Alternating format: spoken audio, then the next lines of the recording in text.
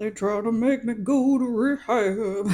Let's talk about Amy Winehouse today. I love her so much. She started performing when she was 18 years old at small pubs and bars and things of that nature. She didn't initially want to be famous.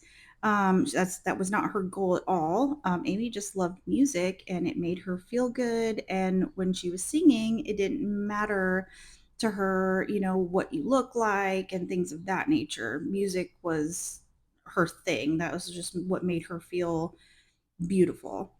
Her trademark beehive hairdo was a signature of her self esteem. And the more insecure she felt about getting on stage or just, who she was in the quote unquote like professional world, the bigger her hair would get. So you can almost just see her mental state by how big her hair grows.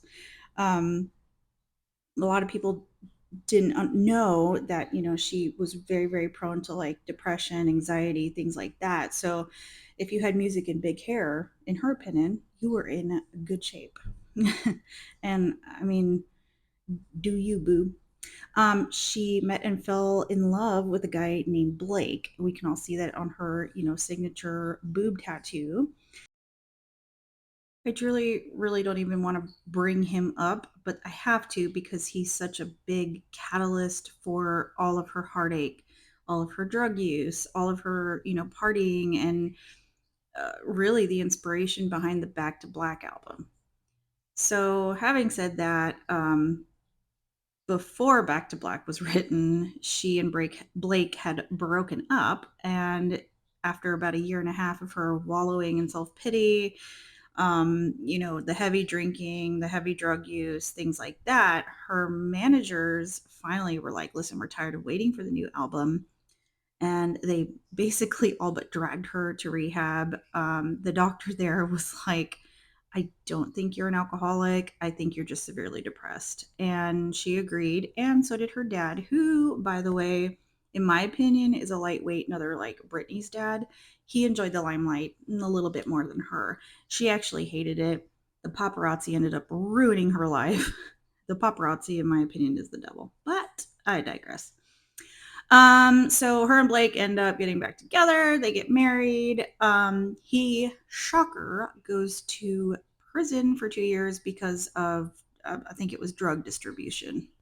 She tries to stick it out with him and, is going to visit him in prison. Of course, the paparazzi is eating this mess up and won't just, leave her alone and let her deal with how she has to deal.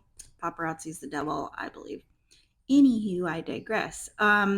She gets over to one of the islands in the Caribbean just for like a week trip and ends up staying 6 months. She's doing a lot better, not doing so many drugs, not drinking as hard. Well, her dad had enough of that and brought a camera crew in, and the camera crew films her uh, being with another dude. Of course, Blake finds out, and they file for divorce. This, of course, crushes her, but she goes on to write Back to Black.